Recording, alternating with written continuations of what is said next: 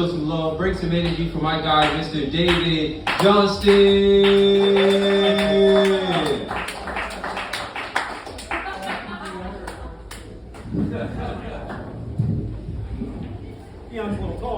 Dion's a little tall. I'm David Johnston. I grew up in apparently Emerald City, or I live in Emerald City, Laurel right now. But I really grew up, I was telling my brother, this 6.6 miles downriver from Annapolis. But he draws nautical charts for NOAA, which is a government agency, redrawing the maps for the Baltimore Harbor because of the Key Bridge falling down. But when I told him we grew up 6.6 miles downriver from Annapolis, he said it's actually upriver. And I looked at him and said, up yours.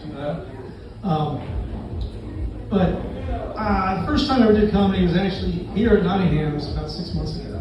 And I'm telling all these car jokes, and there's this group in the back of the room, and I'm trying to land all these jokes, and they didn't laugh at any of them. So when I finished my set with all these car jokes, they called me over, and there were a bunch of used car salesmen. So that's funny in itself.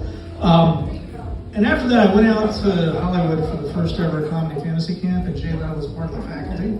So I had a bunch of car jokes for him. And when we did our final exam the next night, Jay wasn't there, and I said, I wrote all these jokes to suck up to Jay Leno. Unfortunately for Jay, he wasn't there. Unfortunately for the rest of you were. And he said to bring in some jokes to draw the women into the audience in the beginning of your act. So I came up with a couple of dating jokes, but my dating adventures generally don't end well. They just end prematurely. And I'm blonde, and I have a lot of cousins that are blonde, blue-eyed, grandmother, aunts, so I'm not really attracted to blondes, to leave brunettes or redheads. And I've been burned to ground so badly by redheads and a few brunettes. So that leaves either brunettes or maybe albinos. And there is actually an albinodating.com website. It looks like a bunch of pale white people. But I did a couple of these jokes down in Bethesda. And I don't know if you guys know where Bethesda is. There's North Bethesda, there's Potomac, there's North Potomac, and for some reason, there's no North Anacostia.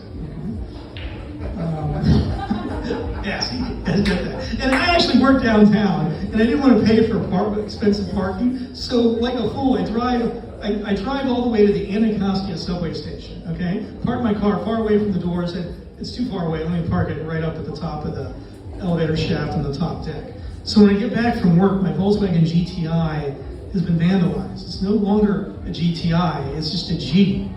And the guys at work told me, well, there's a rapper named T.I. Okay, and I think T.I. is still alive, isn't he? Okay, so I'm gonna go buy his CD when I get back out of this, all right?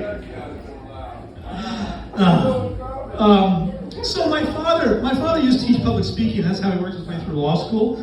And he would give me tips when I'd be doing something, and I ran for office down in Laurel a couple cycles ago. But the best speech I ever gave, he never saw it. It was about third in line to give a speech the next day. It was like 17 minutes. I had about 8 minutes, so kind of like our acts, we put it down and down and down. So this was a pretty good speech, because it's kind of a speech where there were politicians there. They came up to me and after he said, you should run for office. And the reason my dad never saw the best speech I ever gave in my life is because it was the eulogy at his funeral. Which isn't funny itself, but it's sort of funny, okay? And one of these politicians was there, and the best types of politicians are the discredited ones, the disgraceful ones, okay? And there was like Anne Arundel County executive that used to wear a white suit and flash his name. I know that's all he flashed, but he was having sex with women in cars in the Nordstrom parking lot at Annapolis Mall. So I go over to Nordstrom's and find these salesmen and ask, where was he doing this? We need to put a plaque in that parking space. It was lucky for him, and lucky for us. Okay, but now Nordstrom's are closed. I don't know if that's why. So to end this, I have a long story it takes a long time to get this punchline, but a friend of mine called this, what would be a world without W's, okay?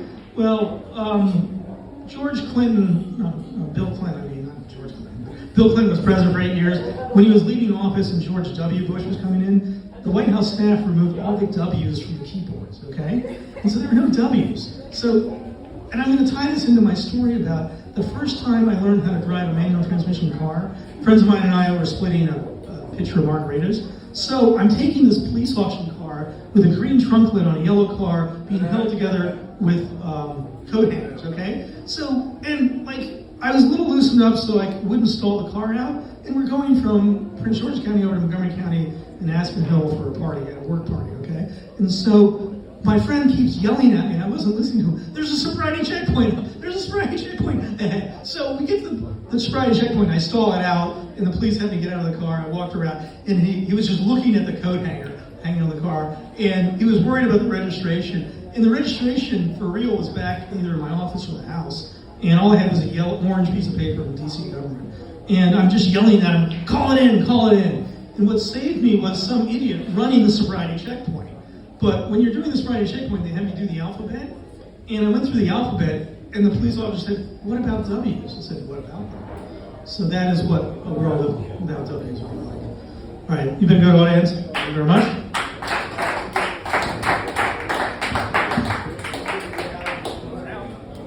Y'all keep making noise for David Johnston.